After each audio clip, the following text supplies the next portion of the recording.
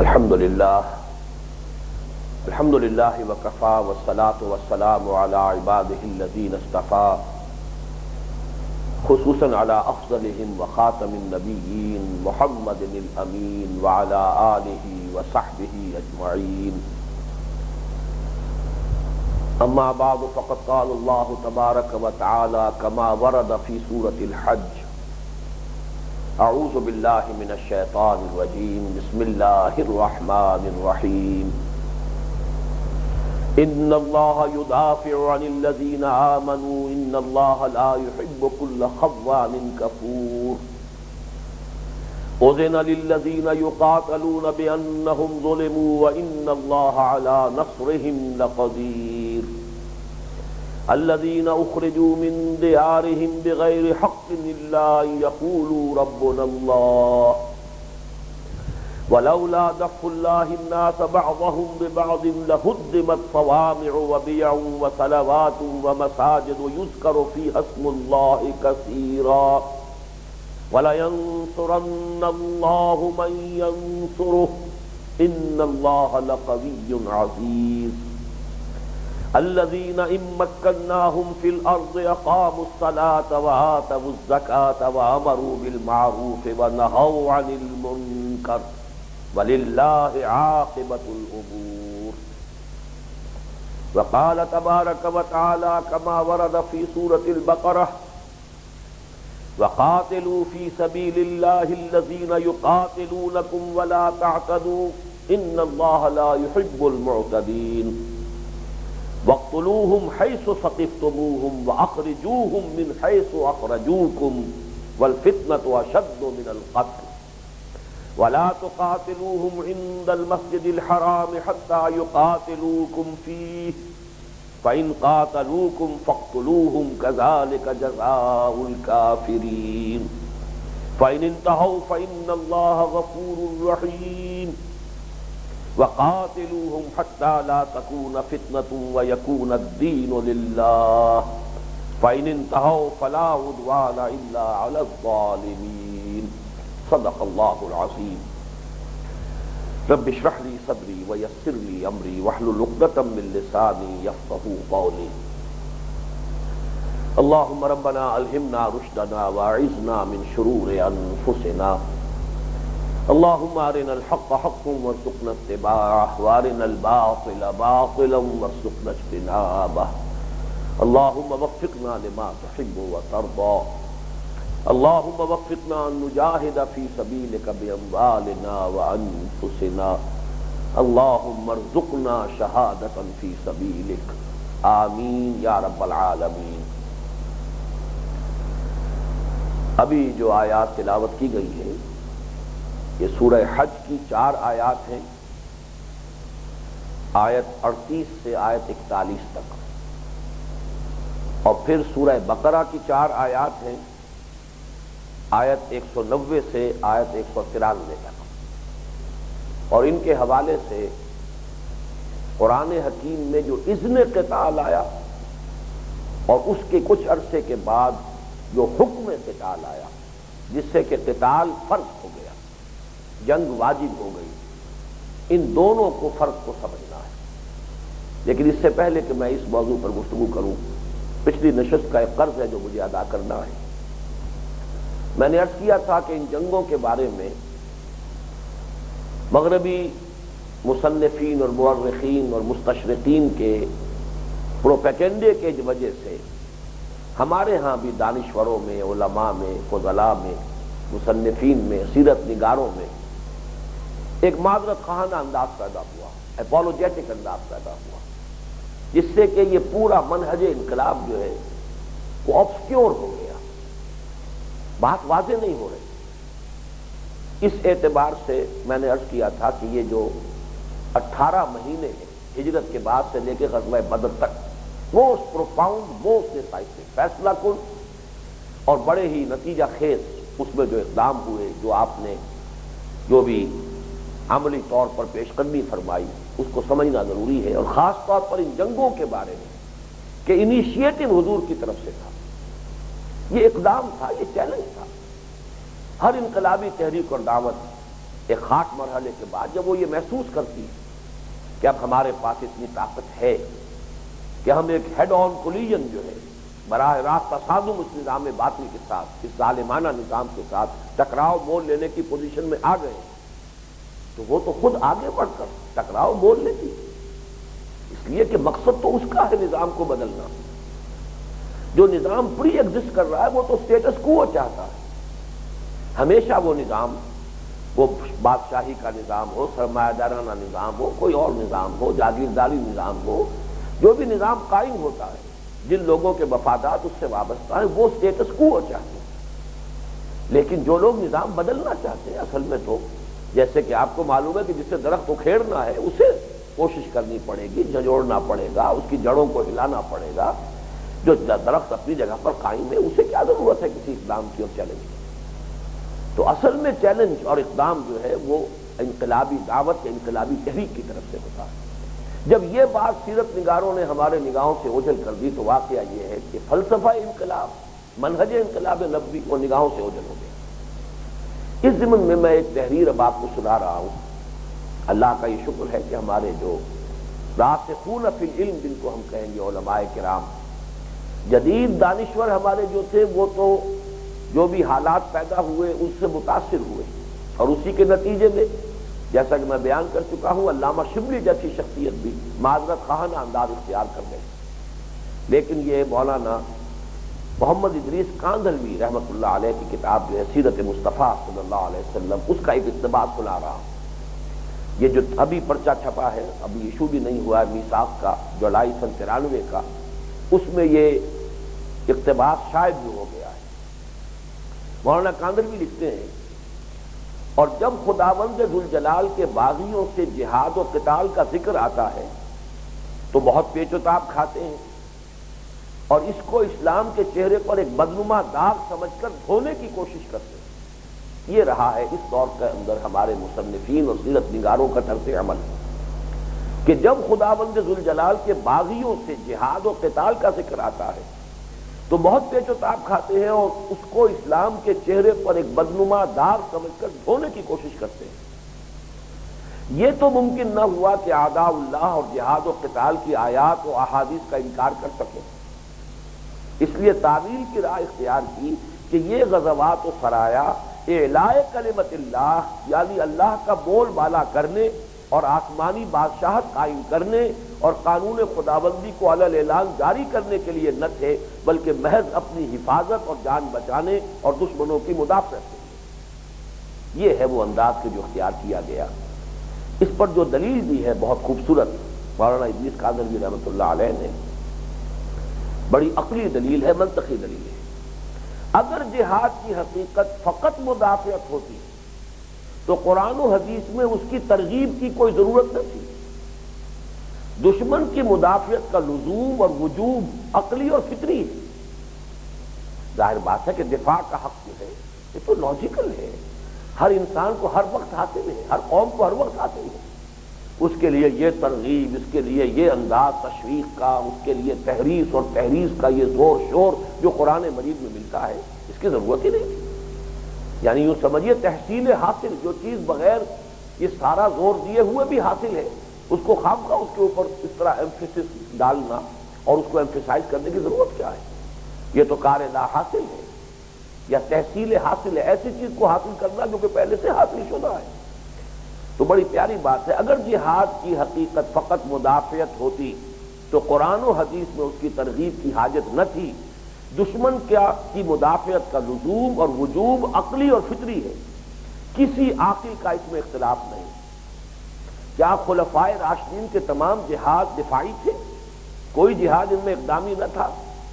اور کیا سلاطین اسلام کے ہندوستان پر حملے بھی اقدامی نہ تھے؟ 1000 سال قبل کیا کسی لالا اور دھوتی پرشاد کی مجال تھی کہ وہ کسی اسلامی حکومت کی طرف آنکھ اٹھا کر دیکھ سکے اور مسلمانوں پر حملہ کرنے کا تصور بھی کر سکے اور شاہان اسلام ان کی مدافعت کے لیے اٹھے؟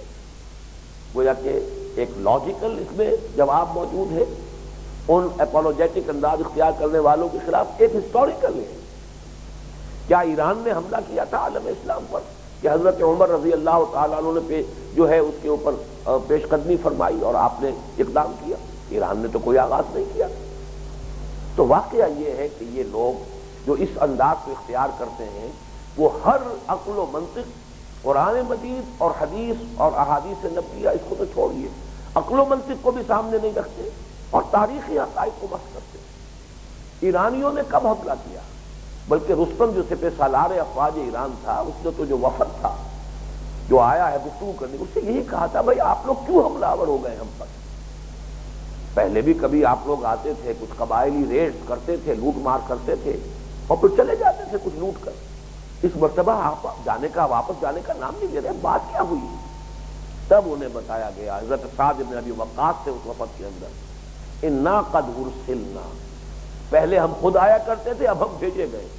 وہی جو پچھلی نشست میں نے عرض کیا تھا کہ رسول و رسول اللہ ہے، ہم اللہ کے رسول ہیں. اللہ نے بھیجا محمد کو صلی اللہ علیہ وسلم، محمد نے بھیجا ہمیں. انا قد ارسلنا، وہ جو مصرع ہے کہ میں آیا نہیں لایا گیا ہوں، کہ ہم آئے نہیں بھیجے گئے. ہم تو اس وقت we are on a mission, on a divine mission. یہ تو ہمارا فرض منصب ہی ہے بحیثیت مسلمان. انا قد ارسلنا، ہم خود نہیں آئے، بھیجے گئے.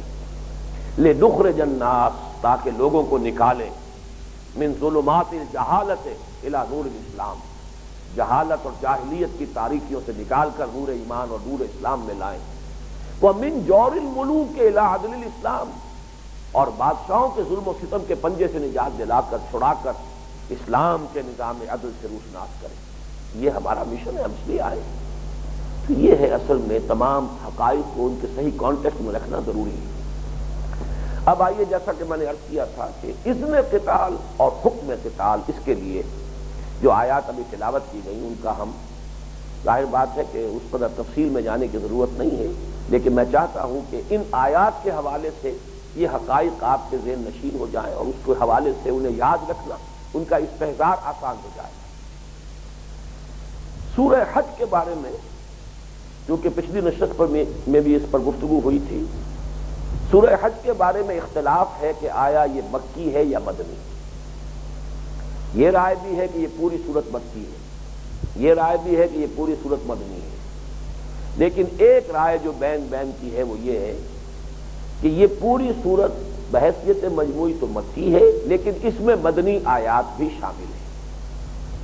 اور ویسے بھی بقیہ پوری سورت جو ہے وہ بھی ہجرت سے متصلاً قبل نازل ہوئی.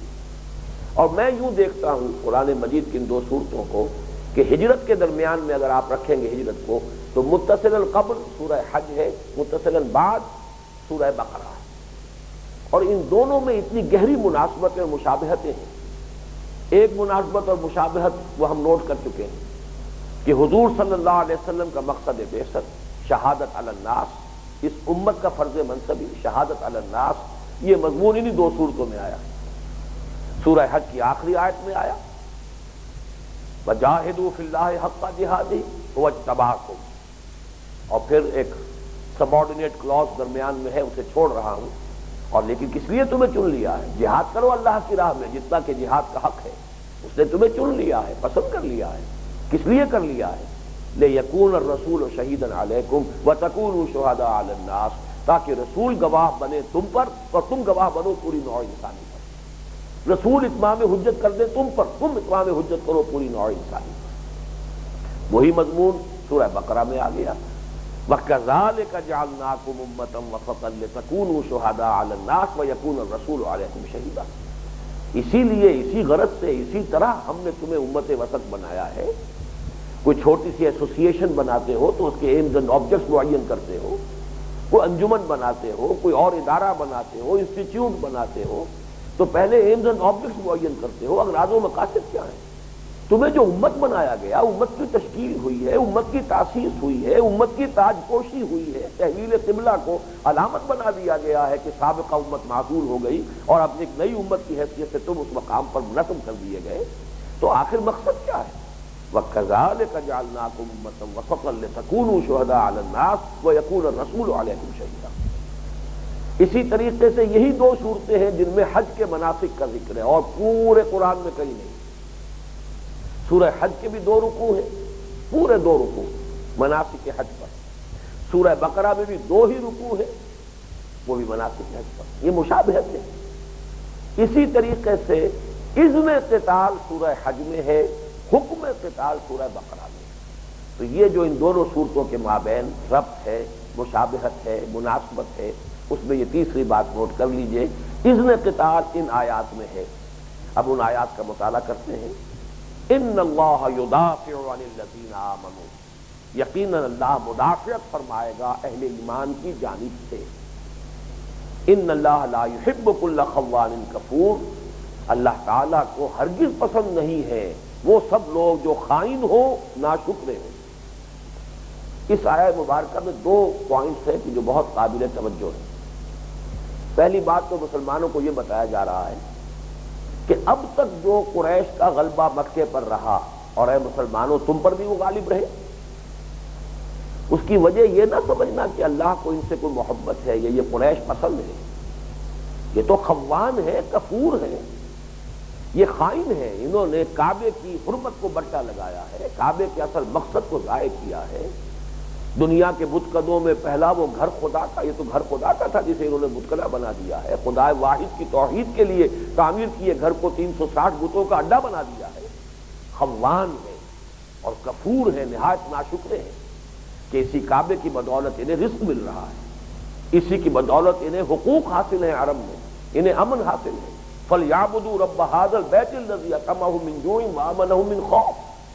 ان احسانات کا انہوں نے یہ بدلہ چکایا، تو اللہ تعالیٰ کو تو ان سے نفرت ہے، لیکن ظاہر بات ہے کہ ان کے مقابلے کے قابل ہونے کے لیے تمہیں کچھ بھٹیوں میں سے گزرنا تھا، یہ تمہاری تربیت کا لازمی جز تھا، تمہیں ان امتحانوں میں سے، آزمائشوں میں سے، ان ابتلاؤں میں سے گزارنا لازم تھا، یہ ہماری حکمت کا تقاضا تھا۔ اب تم تیار ہو گئے ہو، اب تمہاری جمعیت فراہم ہو گئی ہے، تمہاری تربیت ہو گئی ہے، تم منظم ہو گئے ہو، تم سب و ساتھ کے خوگر ہو گئے ہو، تم جان ہتھیلی پر لے کر اب تیار ہو اپنا تن من دھن اللہ کی راہ میں لگانے کے لیے۔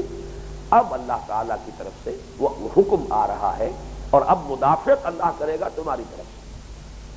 لیکن دوسرا نقطہ یہاں نوٹ کرنے کے قابل یہ ہے کہ بدقسمتی سے آج کا مسلمان ان الفاظ سے یہ سمجھے گا کہ مجھے اب کچھ کرنے کی ضرورت نہیں ہے، مدافعت کی ذمہ داری تو اللہ نے لے لی، جبکہ صحابہ کا طرز عمل بالکل برعکس ہے۔ قرآن مجید میں اللہ تعالیٰ نے رزق کی ذمہ داری لے رکھی ہے، ہر چوپائے کا رزق اللہ کے ذمہ ہے۔ وَمَا مِن دَابَّةٍ إِلَّا عَلَى اللَّهِ رِزْقُهَا، لیکن اس آیت کو پڑھتے بھی ہیں، پھر بھی رزق کے حصول کے لیے صبح سے لے کے شام تک محنتیں کرتے ہیں، مشقتیں کرتے ہیں، جد و جہد کرتے ہیں، وہاں وہ نتیجہ اخذ نہیں کرتے کہ گھر پہ بیٹھے رہو، اللہ تعالیٰ پر ایمان رکھو اور اللہ تعالیٰ رزق پہنچا دے گا۔ لیکن دین کی خدمت یہ اللہ کر دے گا۔ لِيُظْهِرَهُ عَلَى الدِّينِ كُلِّهِ، یہ فاعلی ضمیر جو ہے یہ اللہ کی طرف جا رہی ہے، اللہ غالب کرے گا، یہ انسانوں کے کرنے کا کام نہیں ہے۔ یہ ہے وہ حماقتیں جس میں اچھے اچھے مذہبی عناصر، اچھے اچھے سمجھدار لوگ جو ہیں ان مغالطوں میں، ان حماقتوں میں مبتلا ہیں۔ لیکن صحابہ کرام نے یہ نہیں سمجھا۔ ان اللہ یدافع عن الذین آمنوا، یہ وعدہ اپنی جگہ ہے، لیکن محنت تمہیں کرنی ہوگی، مشقت تمہیں کرنی ہوگی۔ ان تنصروا اللہ ینصرکم، اگر تم اللہ کی مدد کرو گے تو اللہ تمہاری مدد کرے گا۔ اپنا سب کچھ میدان میں لا کر ڈال دو گے، پھر نصرت خداوندی آ جائے گی۔ 313 کو لا کر میدان بدر میں اے محمد تم ڈال دو گے صلی اللہ علیہ وسلم، اور پھر سجدہ کرو گے ہماری جناب میں، تو ہماری طرف سے نصرت کی نوید آ جائے گی۔ لیکن یہ کہ جو کچھ انسان کر سکتا ہو وہ نہ کرے اور صرف اللہ کے اوپر توکل کرے، یہ اسلامی توکل نہیں۔ اس کے بعد وہ آیت آ گئی، اذن للذین یقاتلون بانہم ظلموا وان اللہ علی نصرہم لقدیر۔ اس آیت کے بارے میں نوٹ کر لیجئے کہ اس کی قرأت کے بارے میں بھی 2 آراء ہیں، اس کے زمانہ نزول کے بارے میں بھی 2 آراء ہیں، اور وہ دونوں آپس میں کورسپونڈ کرتے ہیں۔ ایک قرأت اس کی کورسپونڈنگ جو ہے وہ زمانہ نزول کی روایت دوسری ہو جائے گی، دوسری قرأت جو ہے وہ زمانہ نزول کی دوسری رائے کے ساتھ مطابقت رکھتی ہے۔ یہ جو ہم قرآن مجید پڑھتے ہیں یہ امام قاسم کی روایت حفص ہے، جس کے کہ ہم سب لوگ ہندو پاکستان کے لوگ جو ہیں بالعموم اسی سے واقف ہیں۔ اس میں یہ مجہول کے صیغے ہیں دونوں، اوزینا للذین یقاتلون، اوزینا ماضی مجہول، یقاتلون مضارع مجہول، اجازت دے دی گئی ان لوگوں کو جن پر قتال ٹھوسا جا رہا ہے، جن پر جنگ مسلط کی جا رہی ہے، بِأَنَّهُمْ ظُلِمُوا، اس لیے کہ ان پر ظلم ہوا ہے، ان پر زیادتی ہوئی ہے۔ وَإِنَّ اللَّهَ عَلَىٰ نَصْرِهِمْ لَقَدِيرٌ، اور یقیناً اللہ تعالیٰ ان کی نصرت پر قادر ہے۔ اللہ تعالیٰ کی نصرت کا وعدہ ہے، اللہ نصرت دے گا۔ اور اب اجازت، تمہارے ہاتھ بندھے ہوئے تھے، تمہیں روکا گیا تھا، کفوا ایدیکم، اپنے ہاتھ بندھے رکھو، چاہے تمہارے جسم کے ٹکڑے کر دیے جائیں، تم جوابی کارروائی نہیں کرو گے، لیکن اب تمہارے ہاتھ کھولے جا رہے ہیں۔ اگر یہی قرات ہو، اور میں اسی کو سمجھتا ہوں کہ صحیح تر قرات یہی ہے، اذن للذین یقاتلون بانہم ظلموا، تو اس کا زمانہ نزول صحیح معین ہوتا ہے اثناء سفر ہجرت میں، جبکہ حضور جا رہے تھے مدینے کی طرف، اس وقت یہ آیت نازل ہوئی۔ گویا کہ مسلمانوں، یہ ہجرت در حقیقت اب یہ ہے، جو سمجھیے کہ ٹرننگ پوائنٹ ہے، جو تمہاری سعی اور جہد تھی، جو تمہاری تحریک تھی، جو تمہاری جد و جہد تھی، اس میں ٹرننگ پوائنٹ کہ اب پیسو ریزسٹنس کا دور ختم ہوا اور ایکٹیو ریزسٹنس کے دور کا آغاز ہو گیا۔ آج سے تمہیں اجازت دی جا رہی ہے، تمہارے ہاتھ کھول دیے گئے، تمہیں روکا گیا تھا، اب تمہیں اجازت دی جا رہی ہے۔ اذن للذین یقاتلون، اور یہ ایک فرمان جیسا ہوتا ہے، شاہی فرمان، یہ وہ انداز، اجازت دی گئی۔ اذن للذین یقاتلون بانہم ظلموا، یقاتلون کیوں کہا؟ اس لیے کہ مکے والوں کی طرف سے جو پرسیکیوشن ہوتی رہی تھی، انہوں نے مسلمانوں کو شہید بھی کیا تھا، انہوں نے مسلمانوں کو گھروں سے نکلنے پر مجبور کیا تھا، اس اعتبار سے وہ کام گویا کہ ان کی طرف سے تو پہلے سے ہو رہا تھا، یونیلیٹرل وار تو پہلے سے جاری تھی، لیکن اب وہ بائی لیٹرل ہوگی، اب تمہارے بھی ہاتھ کھول دیے گئے ہیں، دو طرفہ جنگ ہوگی۔ پہلے ایک یہ تھا کہ ایک طرف سے تشدد ہو رہا ہے، تعذیب ہو رہی ہے، یہاں تک کہ شہید کر رہے ہیں اہل ایمان کو، لیکن تمہیں حکم نہیں تھا، اجازت نہیں تھی ہاتھ اٹھانے کی۔ الذین اخرجوا من دیارہم، وہ لوگ کہ جو نکال دیے گئے اپنے گھروں سے، بغیر حق، ناحق، یعنی ان کا کوئی جرم نہیں، انہوں نے کسی کو کوئی نقصان نہیں پہنچایا، انہوں نے کسی کی جان پر، مال پر، عزت پر، آبرو پر کوئی ہاتھ نہیں اٹھایا، بغیر حق الا ان یقولوا ربنا اللہ، سوائے اس کے کہ ان کا جرم بس ہے تو یہ کہ انہوں نے کہا کہ ہمارا رب اللہ ہے، توحید کے قائل ہو گئے، توحید کا اعلان کر رہے ہیں، اس کے سوا ان کا کوئی جرم نہیں۔ یہ گویا کہ جو مکے والوں کی طرف سے تشدد اور پرسیکیوشن ہے، اس کی شناعت کو نمایاں کیا جا رہا ہے، ناحق، بغیر کسی جواز کے، بغیر کسی جرم کے، جو ظلم اور تعدی ان پر روا رکھی گئی ہے مسلمانوں پر، اب اس کا نتیجہ یہ ہے کہ آج ان کے بھی ہاتھ کھول دیے گئے۔ وَلَوْلَا دَفْعُ اللَّهِ النَّاسَ بَعْضَهُمْ، اچھا نوٹ کر لیجیے، دوسری قرات جو ہے وہ دونوں جو افعال ہیں یہ وہ معروف کی شکل میں، أَذِنَ لِلَّذِينَ يُقَاتِلُونَ بِأَنَّهُمْ ظُلِمُوا، اجازت ہے، اللہ نے اجازت دی ہے ان لوگوں کو جو قتال کر رہے ہیں، اس لیے کہ ان پر ظلم کیا گیا۔ اس اعتبار سے معلوم ہوتا ہے کہ یہ آیت جو ہے چند مہینے بعد نازل ہوئی ہے، جبکہ غزوات کا سلسلہ حضور کی طرف سے شروع ہو چکا تھا۔ یہ بالکل اسی درجے کی چیز ہے کہ جیسے حضور صلی اللہ علیہ وسلم نے حکم دیا کہ بیت المقدس کی طرف رخ کرو، اور اللہ نے اس کو اون کیا، وما جعلنا القبلۃ التي كنت عليها، وہ قبلہ کہ جس پر آپ تھے ہم نے ہی بنایا تھا اور ہم نے ہی ٹھہرایا تھا، اور اس لیے ٹھہرایا تھا، اس کی حکمت یہ تھی، یہ گزشتہ نشست میں ہم اس کا مطالعہ کر چکے ہیں۔ اسی طریقے سے اے محمد صلی اللہ علیہ وسلم، اے مسلمانوں، تم نے جو جنگ کا آغاز کر دیا ہے، تم نے جو اقدام کر دیا ہے، یہ صحیح ہے، ہماری طرف سے اذن ہے، ہم تمہارے اس اقدام کی توثیق کر رہے ہیں۔ یہ گویا کہ ایک اقدام کی توثیق ہوگی۔ اس اعتبار سے یہ آیت جو ہے میرے نزدیک، پھر جو 6 مہینے تھے حضور کے ابتدائی، جس میں کہ آپ نے ابھی کوئی اقدام نہیں کیا تھا، اس کے ختم ہوتے ہی یہ آیت مبارکہ جو ہے وہ نازل ہوئی ہے۔ یہ 2 آراء موجود ہیں اس کے نزول کے ضمن میں، شان نزول اور وقت نزول کے ضمن میں، اور دونوں کے ساتھ دونوں قراتیں جو ہیں وہ کورسپونڈ کر رہی ہیں، لیکن جیسا کہ میں نے عرض کیا، مجھے وہ پہلی ہی رائے اور یہی روایت حفص جو ہے وہی زیادہ صحیح معلوم ہوتی ہے کہ یہ اثناء سفر ہجرت میں یہ آیات نازل ہوئی ہیں۔ آگے بھی چل کر ایک بات اس کے حق میں آئے گی کہ اس میں مینیفیسٹو دیا جا رہا ہے محمد الرسول اللہ صلی اللہ علیہ وسلم کا۔ یہ میں عام فہم لفظ استعمال کر رہا ہوں، آج کی دنیا میں تو آپ الیکشن لڑتے ہیں تو مینیفیسٹو دیتے ہیں، اگر ہماری حکومت ہوگی تو ہم یہ کریں گے، محمد الرسول اللہ صلی اللہ علیہ وسلم جب جا رہے تھے مکے سے مدینے کی طرف تو اللہ کے علم میں ہے کہ مدینے میں تو تیاری ہو رہی ہے آپ کے استقبال کی، اور جاتے ہی وہاں آپ کو ایک ایسی حیثیت حاصل ہو جائے گی کہ آپ کے ہاتھ میں اختیارات بھی آ جائیں گے، تو پھر کیا کریں گے؟ الذین ان مکناہم فی الارض اقاموا الصلاۃ وآتوا الزکاۃ وامروا بالمعروف ونہوا عن المنکر، یہ 4 نکاتی مینیفیسٹو ہے محمد الرسول اللہ صلی اللہ علیہ وسلم کا کہ اگر ہم انہیں زمین میں تمکن عطا کر دیں گے تو وہ یہ 4 کام کریں گے۔ تو میرے نزدیک یہ اس اعتبار سے بہت صحیح محسوس ہوتا ہے کہ جب کہ حضور تشریف لے جا رہے تھے مکے سے مدینے کی طرف اس وقت یہ آیات نازل ہوئی۔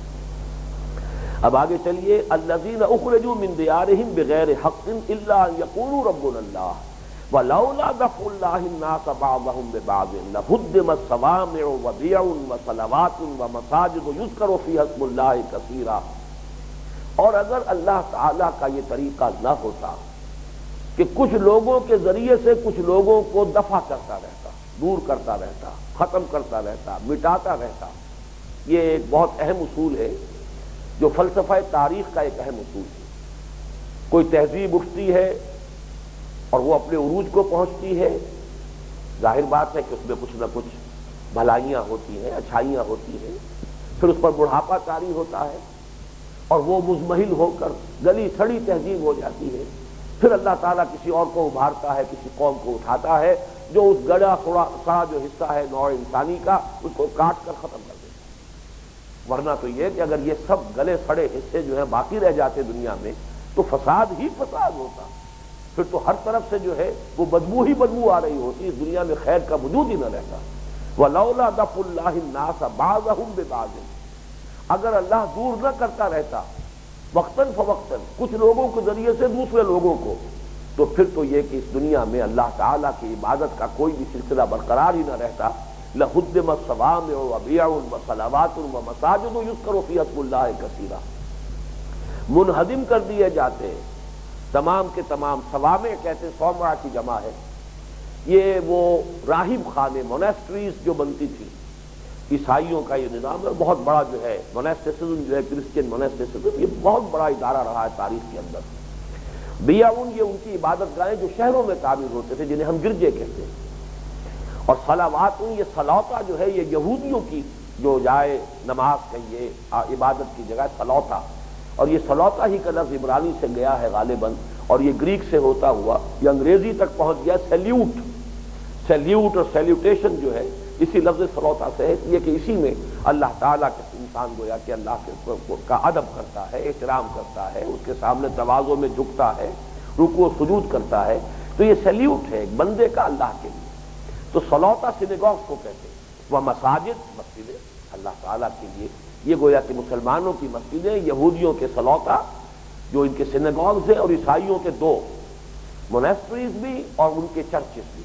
تو ان سب کا تذکرہ کیا ہے اس لیے کہ ہر دور میں جبکہ وہی امت تھی، برحق امت، ظاہر بات ہے کہ حضرت مسیح علیہ السلام کے آنے سے پہلے یہودیت ہی اصل مذہب تھا، وہی اسلام تھا، وہی دین تھا اللہ کی طرف سے بھی۔ حضرت مسیح علیہ السلام کے آنے کے بعد اور حضور صلی اللہ علیہ وسلم کی بعثت سے قبل عیسائیت ہی اصل دین ہے، وہی اسلام تھا۔ اب حضور کی تشریف آوری کے بعد اب اسلام ہے اللہ کا دین، ان الدین عند اللہ الاسلام۔ تو ان تمام معابد کا تذکرہ کیا گیا، اور میں خاص طور پر آج کل نظام خلافت کی تقاریر میں اس آیت کا حوالہ دیتا ہوں کہ قرآن مجید نے یہ انداز اختیار کیا ہے کہ غیر مسلموں کی عبادت گاہوں کا تذکرہ پہلے کیا ہے، مسلمانوں کی عبادت گاہ مسجد کا ذکر بعد میں کر رہا ہے۔ تو نظام خلافت میں غیر مسلموں کی عبادت گاہوں کی حفاظت مسجدوں سے بھی بڑھ کر کی جائے۔ لَهُدِّمَتْ صَوَامِعُ وَبِيعٌ وَصَلَوَاتٌ وَمَسَاجِدُ يُذْكَرُ فِيهَا اسْمُ اللَّهِ كَثِيرًا، اور جیسا کہ اصول میں نے بارہا عرض کیا ہے کہ اہم مضامین قرآن مجید میں 2 جگہ ضرور آتے ہیں، لہذا نوٹ کر لیجئے سورہ بقرہ کی آیت نمبر 251 میں یہ مضمون بھی آیا ہے، یہ چونکہ فلسفہ تاریخ کا ایک اہم مسئلہ ہے۔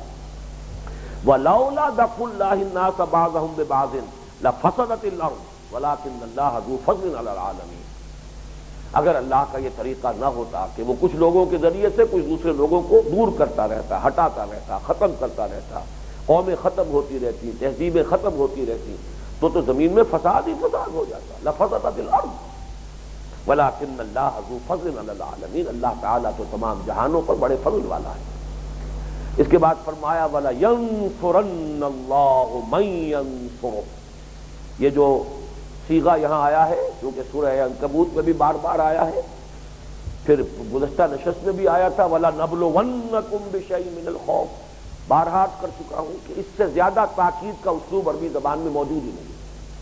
وَلَيَنصُرَنَّ اللَّهُ مَن يَنصُرُهُ، اب جس کو ذرا سا بھی ایمان کی کوئی رمق حاصل ہو کہ یہ اللہ کا کلام ہے، پھر بھی وہ شک کرے اللہ کی نصرت میں، تو میں سمجھتا ہوں کہ یہ بالکل ایک غیر منطقی بات ہوگی۔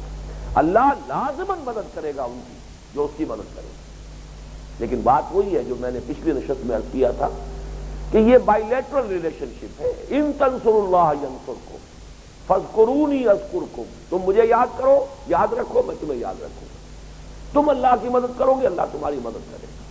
تم میری طرف چل کر آؤ گے، میں دوڑ کر آؤں گا۔ تم بارش بھراؤ گے، میں ہاتھ بھراؤں گا۔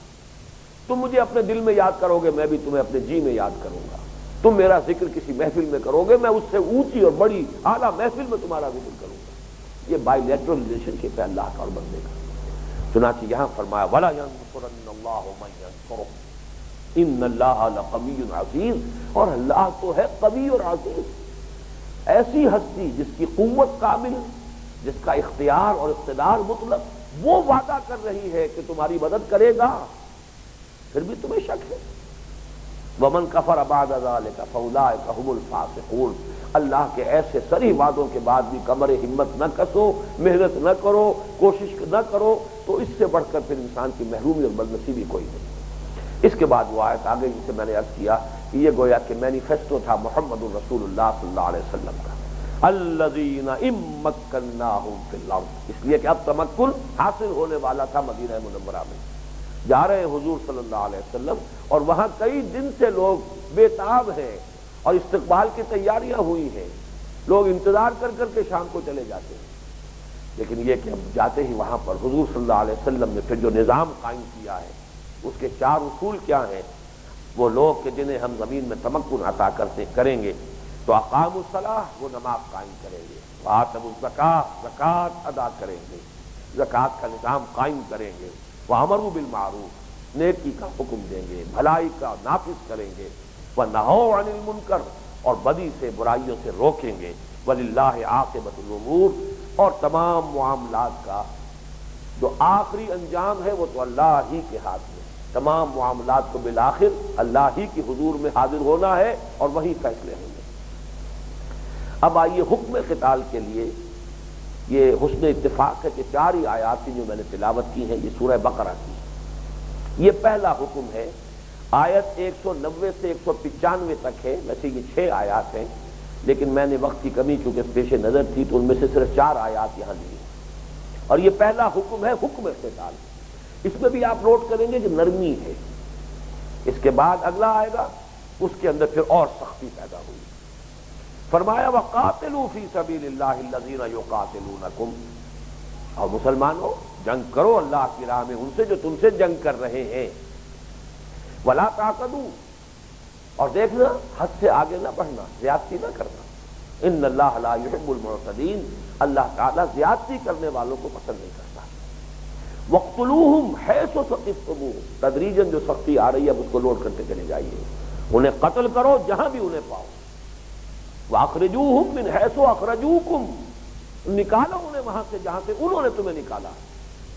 اب یہ میں اس لیے اس قدر زور دے کر یہ باتیں کہہ رہا ہوں کہ بات واضح ہو جائے کہ اسلام کا معاملہ بدھ مت کے بھکشوؤں والا نہیں ہے۔ مکی دور پر اگر آپ کہیں بدھ مت کے بھکشوؤں والی بات تھی تو صحیح تھی، مار کھاؤ چپ رہو، صبر کرو، تحمل کرو، برداشت کرو، نغمہ ہے بلبل شوریدہ تیرا خام ابھی، اپنے سینے میں اسے اور ذرا تھام ابھی، دعوت میں لجاجت اختیار کرو، تواضع اختیار کرو، خوش آمدیں کرو لوگوں کی، اور جاؤ اور بار بار جاؤ، گھر گھر پر دستک دو۔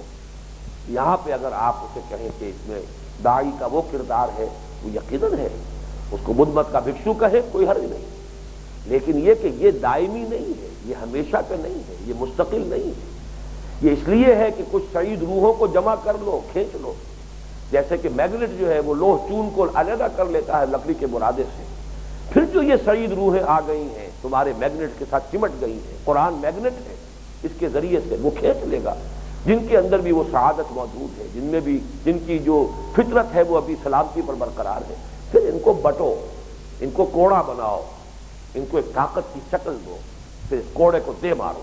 با نشہ درویشی در ساز و دمادم زن چو پختہ شوی خضرا بر سلطنت جم زن۔ اس دوسرے مرحلے کو بھی اتنے ہی زور شور کے ساتھ، اتنے ہی ایمفیسس کے ساتھ بیان کیا جانا چاہیے۔ یہ دونوں اپنی اپنی جگہ پر ذرا سختی دیکھیے، وَاقْتُلُوهُمْ حَيْثُ ثَقِفْتُمُوهُمْ، جہاں پاؤ قتل کرو، وَأَخْرِجُوهُمْ مِنْ حَيْثُ أَخْرَجُوكُمْ، نکالو انہیں وہاں سے جہاں سے انہوں نے تمہیں نکالا ہے، وَالْفِتْنَةُ أَشَدُّ مِنَ الْقَتْلِ، اور فتنہ قتل سے بڑھ کر ہے۔ بہت پیاری بات کہی ہے یہ کہ کچھ لوگ ہوتے ہیں یا تو اپنی بزدلی کی وجہ سے، یا وہ ایک خاص قسم کی نیکی ہوتی ہے طبیعت کی، جی کیا خوریزی کرنی ہے، قتل کرنا تو اچھی بات نہیں ہے، جنگ تو بہرحال کوئی اچھا کام نہیں ہے۔ فرمایا کہ نہیں، جنگ کے مقابلے میں فتنہ کیا شے ہے؟ بغاوت اللہ کے خلاف، زمین اللہ کی ہے، مالک وہ ہے، حکم اس کا چلنا چاہیے۔ جس کسی نے بھی اپنی حاکمیت قائم کی ہے وہ باغی ہے، یہ فتنہ ہے، یہ فساد ہے۔ ظہر الفساد فی البر والبحر، بر و بحر میں فساد رونما ہو چکا ہے، تو جو اللہ کے وفادار بندے ہیں وہ بیٹھے رہیں گے۔ والفتنۃ اشد من القتل، یہ فتنہ جو ہے قتل سے کہیں بڑھ کر ہے، شدید ہے۔ ولا تقاتلوہم عند المسجد الحرام، ہاں یہ احتیاط محفوظ رکھو، مسجد حرام کے قریب ان سے جنگ نہ کرو، حتی یقاتلوکم فیہ، یہاں تک کہ وہ خود تم سے اسی میں جنگ کریں، یعنی جو حرم کی حرمت ہے اس کو بٹا نہ لگاؤ۔ فَإِنِ انتہوا فَإِنَّ اللَّهَ فَإِنْ قَاتَلُوكُمْ فَاقْتُلُوهُمْ كَذَلِكَ جَزَاءُ الْكَافِرِينَ، پھر اگر وہ تم سے حرم کے علاقے میں بھی جنگ کریں تو انہیں قتل کرو۔ پھر یہ نہیں ہے کہ اب حرم کی وجہ سے تمہارے ہاتھ رکے رہ جائیں، بلکہ انہیں قتل کرو، یہی بدلہ ہے ان کافروں کا۔ فَإِنِ انتہوا فَإِنَّ اللَّهَ غَفُورٌ رَحِيمٌ، پھر اگر باز آ جائیں تو اللہ تعالیٰ بھی غفور اور رحیم ہے۔ وَقَاتِلُوهُمْ حَتَّى لَا تَكُونَ فِتْنَةٌ، یہ ہے آیت بڑی اہم۔ اب یہ ہدف معین کر رہی ہے کہ یہ قتال کب تک جاری رہے گا؟ جنگ کرو ان سے یہاں تک کہ فتنہ بالکل فروغ ہو جائے، بغاوت فروغ ہو جائے، فساد ختم ہو جائے، حق بحقدار رسید، اللہ کا حق ہے اسی کی حکومت ہو اور اس کو وہ پہنچ جائے۔ وَيَكُونَ الدِّينُ لِلَّهِ، دین کل کا کل اللہ کے لیے ہو جائے۔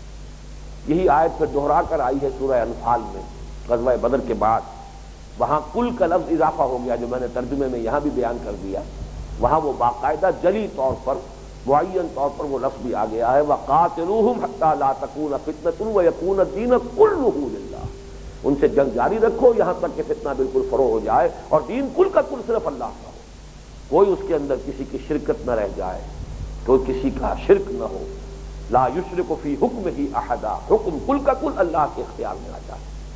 فَإِنِ انتہوا فَلَا عُدْوَانَ إِلَّا عَلَى الظَّالِمِينَ، پھر اگر باز آ جائیں توبہ کر لیں تو پھر زیادتی نہیں کرنی ہے مگر ظالموں پر۔ اب اگرچہ وقت تو ختم ہونے کے قریب ہو گیا ہے، لیکن مجھے ابھی یہ بیان کرنا ہے حکم ثانی جو آیا ہے، یہ حکم ثانی جو میں ابھی آپ کو سنا رہا ہوں سورہ بقرہ کی آیت نمبر 214 سے 218 تک ہے، لیکن 214 والی آیت ہم اس سے پہلے پڑھ چکے ہیں، وہ وہی آیت ہے، ام حسبتم ان تدخلوا الجنہ ولما یاتکم مثل الذین خلوا من قبلکم مستهم البأساء والضراء وزلزلوا حتى يقول الرسول والذین آمنوا معه متى نصر اللہ الا ان نصر اللہ قریب۔ یہ سورہ عنکبوت کے پہلے رکوع کے درس کے ضمن میں یہ آیت جو ہے ہم پڑھ چکے ہیں۔ یہ جو دوسرا حکم آیا ہے یہ میرے نزدیک شعبان سن 2 میں نازل ہوا ہے، یعنی غزوہ بدر سے صرف 1 مہینہ قبل۔ اس وقت جو واقعہ نخلہ ہے وہ پیش آ چکا ہے، نخلہ میں جو کچھ ہوا، بہرحال رجب کے مہینے کی حرمت جو ہے اس کا الزام، بے حرمتی جو ہے اس کا الزام مسلمانوں پر آیا، اس کی چہمے گوئی ہوئی، اس کو قریش نے بہت بڑا مخالفانہ پروپیگنڈے کی بنیاد بنا لیا، لہذا آپ دیکھیں گے کہ اس کا ذکر جو ہے اب اس دوسرے حکم کے اندر آ رہا ہے۔ یہ آیات ہیں 214 سے 218 تک، لیکن وقت کی کمی کی وجہ سے میں یہاں 214 اور 215 کو چھوڑتے ہوئے صرف 3 آیات کا تیزی کے ساتھ ترجمہ کر رہا ہوں۔ اب یہاں پہ نوٹ کیجئے، پہلے اذن قتال تھا، پھر حکم قتال آیا تھا، یہاں وجوب قتال آ رہا ہے، جنگ تم پر فرض کر دی گئی، یہ گویا کہ تدریجاً ارتقا ہو رہا ہے۔ اذن قتال جنگ کی اجازت ہے، حکم قتال قتال کرو، اور وجوب فرضیت قتال یہ تم پر اب لازم۔ کتب علیکم القتال وہو کرہ لکم، اے مسلمانوں اب تم پر جنگ فرض کر دی گئی ہے اور وہ تمہیں ناگوار ہے۔ دو آیتیں میں بعد میں آپ کو اس ناگواری کا جو ذکر قرآن مجید میں سورہ محمد میں بھی آیا ہے صلی اللہ علیہ وسلم اور سورہ نساء میں بھی آیا ہے، وہ میں بعد میں عرض کروں گا۔ کتب علیکم القتال وہو کرہ لکم، جنگ اب تم پر فرض کر دی گئی اور وہ تمہیں ناگوار ہے۔ وعسیٰ ان تکرہوا شیئا وہو خیر لکم، جان لو کہ عین ممکن ہے کہ تمہیں کوئی شے ناپسند ہو، درا حال ہے کہ اسی میں تمہارے لیے خیر ہو۔ وعسیٰ ان تحبوا شیئا وہو شر لکم، اور اسی طرح عین ممکن ہے کہ تم کسی شے کو پسند کرو، درا حال ہے کہ اس میں تمہارے لیے شر ہو۔ واللہ یعلم وانتم لا تعلمون، اور اللہ جانتا ہے تم نہیں جانتے۔ یسألونک عن الشہر الحرام قتال فیہ، اے نبی یہ پوچھ رہے ہیں آپ سے کہ یہ محترم مہینے میں جنگ کیسی ہے، یعنی یہ جو ان کا مخالفانہ پروپیگنڈا تھا کہ واقعہ نخلا جو ہے اس میں تو حرمت کو بٹا لگ گیا، ماہ رجب تو یہ تو حرام مہینوں میں سے تھا، مسلمانوں نے اقدام کیا، اس پر مخالفانہ پروپیگنڈے کا طوفان کھڑا ہو گیا، اس کا حوالہ یسألونک عن الشہر الحرام قتال فیہ، یہ محترم مہینے میں اشہر حرم میں جنگ کے بارے میں سوال کر رہے ہیں۔ دیکھیے بڑا پیارا جواب آیا ہے، اس میں ان مسلمانوں کی طرف سے بھی گویا کہ اللہ تعالیٰ نے ان کی طرف سے الزام ہٹا دیا، ان کی طرف سے وضاحت اللہ پیش فرما رہا ہے۔ قل قتال فیہ کبیر، کہیے کہ واقعتاً اشہر حرم میں کسی محترم مہینے میں کسی حرام مہینے میں جنگ کرنا بہت بڑی بات ہے، بڑا گناہ ہے، بہت غلط حرکت ہے، لیکن وصد عن سبیل اللہ وکفر بہ والمسجد الحرام واخراج اہلہ منہ اکبر عند اللہ، یہ جرم تو نظر آ گیا تمہیں کہ اشہر حرم کی حرمت کو بٹا لگ گیا، اور یہ تمہیں نظر نہیں آیا کہ تم نے اللہ کے راستے سے ہمارے ان بندوں کو روکا، صد عن سبیل اللہ، اللہ کے راستے سے روکا، تم ہمارے ان مومن بندوں کے در پہ رہے، تم نے انہیں یہاں سے حرم سے نکلنے پر مجبور کیا، مکے سے انہیں ترک وطن پر مجبور کیا، صد عن سبیل اللہ وکفر بہ، اللہ کا کفر کرنا، والمسجد الحرام، مسجد حرام سے لوگوں کو نکال دینا۔ یہ کون تھے مہاجرین؟ مکے کے رہنے والے تھے، یہ تو حرم کے رہنے والے، حرم ہی کے جو باشندے تھے، یہاں سے ان کو نکال دیا، وہ نظر نہیں آیا۔ وَإِخْرَاجُ أَهْلِهِ مِنْهُ، حرم والوں کو اس سے نکال باہر کرنا، اکبر عند اللہ، یہ چیزیں اللہ کے نزدیک کہیں زیادہ بڑی ہیں، یعنی سینس آف پروپورشن ہونا چاہیے۔ یقیناً ایک غلط بات ہو گئی ہے، یقیناً ایک کوتاہی ہو گئی ہے، رجب کے مہینے میں اقدام ہو گیا ہے، یہ ٹھیک ہے، لیکن ذرا سوچو اس کے مقابلے میں تمہارا جو پلڑا ہے اس میں کیسے کیسے جرائم ہے۔ وصد عن سبیل اللہ وکفر بہ والمسجد الحرام واخراج اہلہ منہ اکبر عند اللہ والفتنۃ اکبر من القتل، اور فتنہ جو ہے قتل سے بڑھ کر، یہ پہلے بھی آ چکا ہے، والفتنۃ اشد من القتل، یہاں اکبر من القتل کہا ہے۔ ولا یزالون یقاتلونکم حتی یردوکم عن دینکم ان استطاعوا، اور اے مسلمانوں یہ لوگ تو اپنا پورا زور لگاتے رہیں گے، تم سے جنگ کرتے رہیں گے، یہاں تک کہ اگر ان کے بس میں ہو، ان کے لیے ممکن ہو، ان کو استطاعت حاصل ہو تو تمہیں تمہارے دین سے مرتد کر کے لوٹا کر واپس لے جائیں۔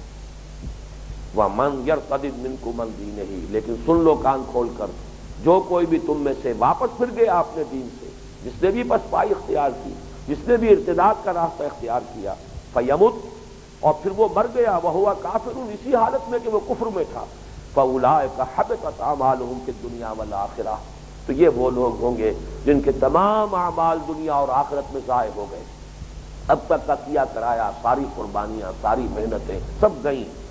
وَأُولَٰئِكَ أَصْحَابُ النَّارِ هُمْ فِيهَا خَالِدُونَ، اور یہ پھر آگ والے ہوں گے اور اس میں ہمیشہ ہمیشہ رہنے والے ہوں گے۔ إِنَّ الَّذِينَ آمَنُوا وَالَّذِينَ هَاجَرُوا وَجَاهَدُوا فِي سَبِيلِ اللَّهِ أُولَٰئِكَ يَرْجُونَ رَحْمَتَ اللَّهِ، یقیناً وہ لوگ جو ایمان لائے، جنہوں نے ہجرت کی اور جو جہاد کر رہے ہیں اللہ کی راہ میں، یہی ہیں وہ جو رحمت خداوندی کے امیدوار ہیں۔ واللہ غفور الرحیم، اللہ غفور الرحیم ہے۔ اللہم ربنا اجعلنا منہم، اللہ تعالی ہمیں بھی ان لوگوں میں شامل کرے۔ بارک اللہ لی ولکم فی القرآن العظیم ونفعنی وإیاکم بالآیات والذکر الحکیم۔